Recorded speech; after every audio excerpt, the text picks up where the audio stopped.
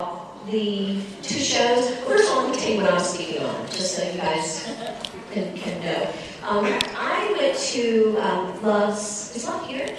Yes. Okay, I went to Love's meeting about a month ago and spent about 4 hours with her consultants and her directors and just, really poured everything out that I knew after 18 years. And so then we had a call with Patty, and Patty said, now remember, it was 4 hours, 18 years in 4 hours. And Patty said, could you do this? I'm like, could you talk? And I'm like, yeah. She said, you got 15 minutes. Sorry.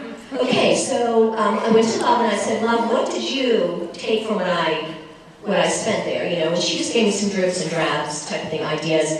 So I'm going to be spot checking all over the place. There's going to be no real agenda, so to speak. I'm going to actually take you into a cooking show and just talk a little bit about that, because I really believe, no matter at what level, somebody asked me, I'm talking about bookings, what should I do for leaders? And I said, you do the same thing for leaders you do for consultants. A cooking show is a cooking show.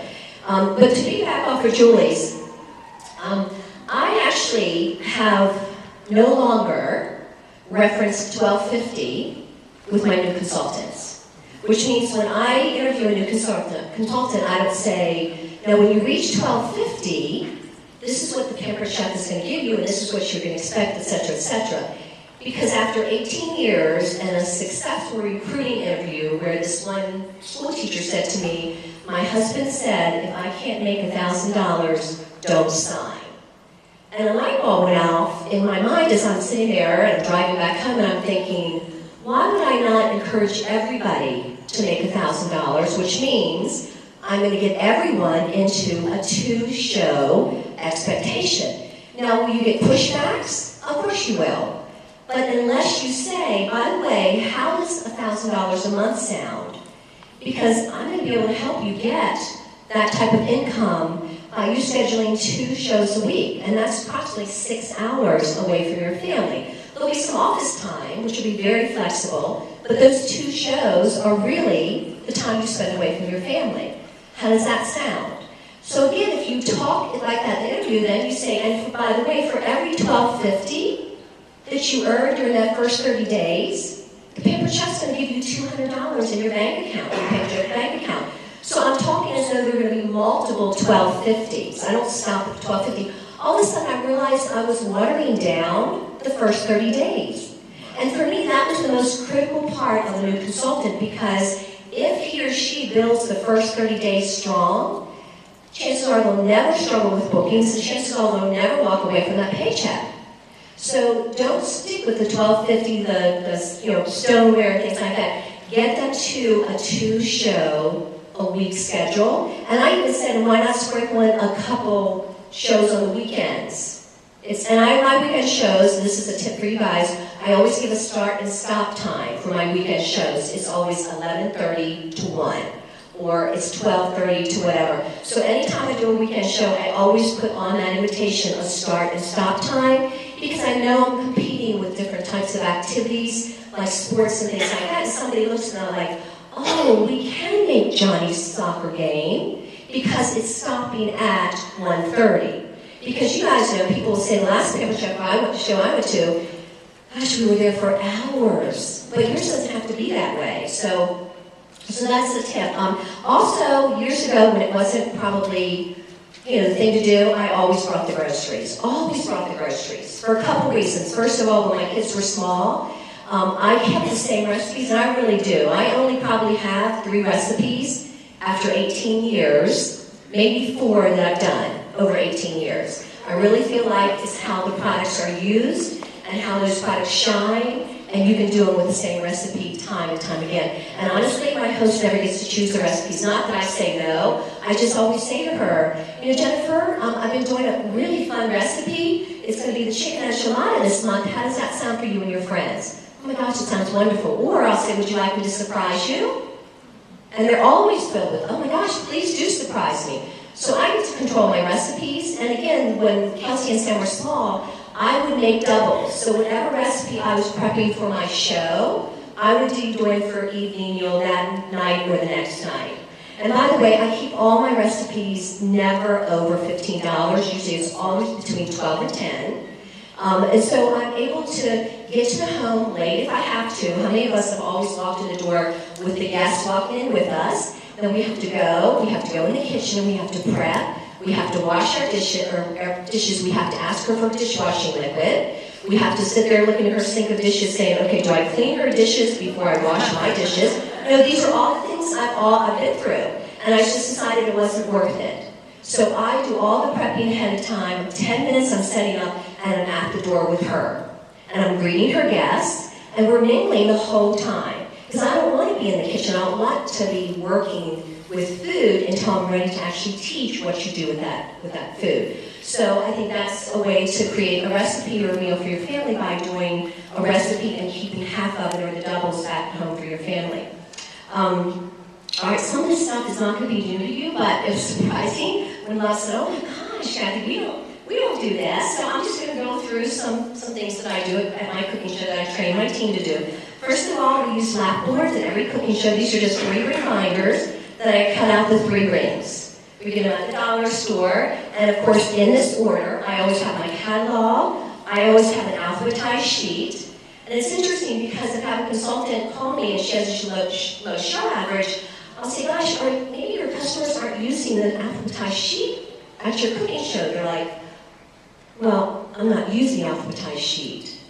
And I'm like, well, no wonder your customers are not booking and shopping and things like that. We actually use this as a navigation tool. And I call it that. This is your GPS. And we use it a lot. And I mean, throughout the entire cooking demonstration, I draw them to that alphabetized sheet. For example, when we get ready for the stainless steel bowls, I ask them to find it, and I ask them to put an H. Circle and put an H. And then I always ask questions. That's something else I think we need to teach our consultants. You engage your audience and the people at the show by asking questions, by having them make notes in the catalog, by circling, and these are all the things you have to tell them to do.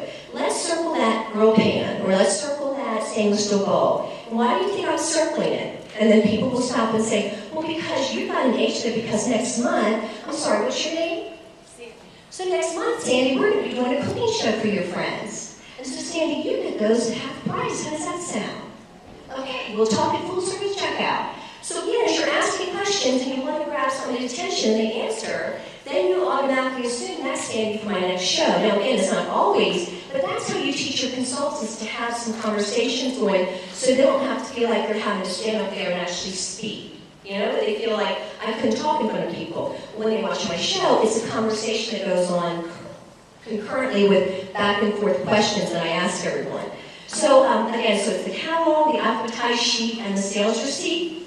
Now, we explained at the very beginning, the alphabetized sheet and the catalog are the 2 things that are going to be used on an ongoing basis. The sales receipt, unfortunately, is where they have to find out how much they owe me. So I don't even want them thinking about it. When they do get ready to use the alphabetized sheet, which is the sales receipt, which is at the end of the cooking show, I make sure they clearly put their name, where they live, the best number I can call them on if I need to reach them, and I'd love to be able to text you. If you're texting, make sure you put your cell phone and you write the word text. And I always email the recipe I do that night, so I always ask them to make sure they give me their email address, and I do. Then that night I come home, or the very first thing in the morning, I email their recipe to them, because I always say, by the way, we're keeping Mary's show open for 2 more days. Is that magic pot calling your name? And if so, make sure you go ahead and schedule your cooking show before we close Mary's show. So it's a constant type of conversation that I'm having to keep on talking to them after I leave the show. Now, speaking of email, every time somebody emails me and says, my pizza cutter sleeve got the dishwasher or it's missing, I always reply back and say, no problem at all, we have a replacement part, I'd be glad to order it. By the way, would you like to have a fall catalog? Now, what do you think they say? Absolutely. So they reply back, oh, I love it. And I'm like, oh my gosh, well, I'm sending you one. Why don't I include about 4 or 5 for your friends to shop? And look at what you're going to be able to earn. And I'm going to attach the host special.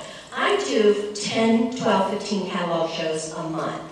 And I do it because no question ever comes across email that I don't automatically say, by the way, we have a new fall catalog. Would you like it? I get 100% yes. And so then I turn that question around saying, my goodness gracious, why don't you let me send you 4 or 5 catalogs for your friends to shop? and look at what you'll earn. And I attach that host special. Because at $150, they're automatically going to want a piece of that cookware, correct? And then I go ahead and set them up on my personal website. I go ahead and set them up on Facebook. And then I go ahead and have a catalog show. And again, the key is that everybody that is not at your cooking show, chances are not going to be cooking show hosts. It's hard to talk to somebody that has not sat at a cooking show and expect a cooking show. So instead of going back and forth with the no's, go ahead and invite them to have a catalog show because it's almost always going to be a yes. Now, speaking of catalog shows, I have a system that I work with as far as when I send out my kit for my cooking show hosts. And it's not until I get their guest list. And yes, I do send invitations out. I like to control the names that are coming across that she's inviting. I like to see who they are. I like to have telephone numbers because I like to make reminder calls 3 or 4 days before the show. And I give a script to all my consultants so they know what to say. And it's always 3 or 4 days. And why do I give them 3 or 4 days? Why would they need that much time? What? Invite a friend. If I tell her the day before, chances are she's going to listen to that machine that night, and the show's the next day, and she's not going to think about who that friend is. So I always give them 2 or 3 days, telling them, no, I'm calling you today because you have a fun friend that's going to want to come hungry. And you're going to want to bring them, and you come hungry too. So again, in that message, it's always remind them, but I can't make that call if I don't have telephone numbers. And my hosts, for 90% of the time, they understand that, because when I coach them and I partner with them, I explain why I need that information, and I explain what they can count on for me with that information. So again, the guest list comes back, and I give my hosts only 5 days. I don't care if I have a show in November, they have to have that guest list back to me in 5 days. Because when I send that invitation out today for a show the first week of November, I'm not competing with anything else that's going to come on her calendar. So we've got the date, everybody's invitations are out, and I'm always going to be making those reminder calls. So I know that show is not going to be moved, chances are. So I give her 5 days. When the guest list comes back, then the catalog kits go out. So no, I don't take catalog kits to my show. I mean cooking show kits to my show. I take catalog kits. At every checkout, I have 5 catalog packets. And honestly, I give almost every 5. Because if you have a show with 15 people, on average, how many cooking shows do we get from those 15? 1 or 2. So what happens with those 13 other people? Don't they deserve to be able to participate in our other host program? And that other host program is where you share the catalogs with your friends. And the key word is you're sharing these catalogs with your friends. You're not passing it out. You're not collecting orders. That sounds not fun. It isn't fun. I think it's much more fun to have a cooking show, but if they choose not to have me near their family or their friends or their house, then the only thing I can do is offer them that catalog show opportunity. So I give those packets out. Speaking of packets, and I know I'm jumping around, if you have a show with 15 people, how many think about it packets or recruiting packets come with you when you pack your bag? 15, absolutely. Because what happens if you have a show and you pack 3 or 5 and 7 people are there and all 7 said yes? What do you tell that person? I'm so sorry, I just gave my last packet away.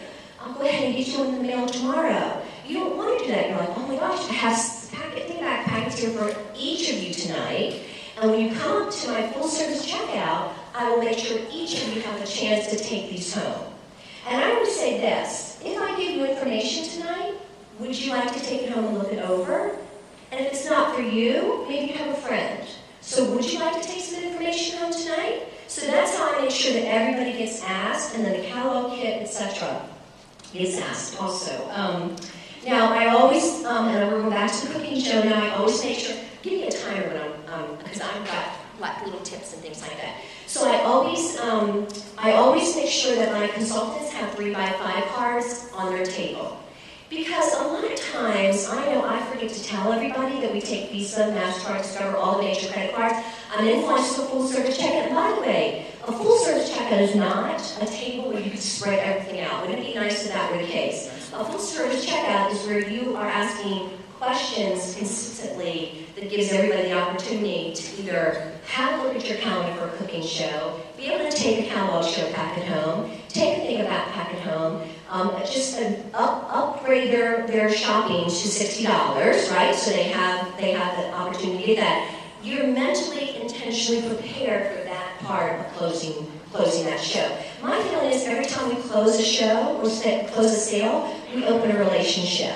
And so that's what you have to foster and think about when you're ending that time at that time with your guests. So a lot of times if I'm forgetting to tell them about the fact we take all these credit cards, I have to run out and say, oh, I forgot to tell you guys, we take all the major credit cards, and people are like, oh good, I want to pay for my check. So I say to my consultants, make sure you put these little things around your table to remind you what you want to say. And as you pick up that product, you're like, oh, you know what? Before I finish, let me tell you what your $60 special is tonight. And again, they may not remember it, so you tell them those are the things they're going to earn and insert around the table. Now, speaking about the $60 thing, I really feel like anytime you want to have an item that is going to be on special for $60, you've got to make them want it before they actually get to the end of the checkout. So you make a big deal about it. You know, who has this apple wedger? Didn't you absolutely love it? Let me show you what it does with cucumbers. And then you say, no, who has that apple wedger? Everybody's going to want it. You're going to get it tonight free. And then I stop and I'm like, well, you get it free when you spend $60, but I know all of you want this apple wedger, so I know all of you are going to spend $60. So again, these are just the things that you get. I want to make sure that you talk about. Real quickly, the Baker book, our deep cover Baker book, that's what my guest autograph for my host. So I bring one for her, and I make sure everybody goes ahead and autographs it at the end. Let me see. Full service checkout, sales receipt. We talked about that, and I don't use the survey customer survey slips. I actually, when they get ready to end, I actually take the sales receipt and tell them again, remind them that what I need them to tell me about themselves up here. And then I said, and look here to the left. You're going to see if those boxes were bigger, that it would probably say, oh my gosh, Kathy, I did want to learn more about how you make some extra money. And I said, and you just did it such a great way tonight. You just really told us all the things. So yes, I would like some information. And you know what? You had a fun cooking show here, Kathy, tonight. And yes, I do want to have a cooking show with you. But since the paper check doesn't have that much space there, I want you to go ahead and pretend that's what it says. And don't check those boxes. I want you to make big circles, so I don't miss you. So again, you want to actually create some, conversations and some fun when you have to tell them something that's boring, like, okay, now we need to fill this out. Okay, I'm running out of time. So I just wanted to, again, go back to the cooking show, make sure that you're very intentional about the things, and really the impression you leave. All of us create signature shows, and how you create it is the things that you embrace and you decide are you, and it will follow you. I mean, you get referrals and it follows you from one event to another, one season to another. So thanks so much.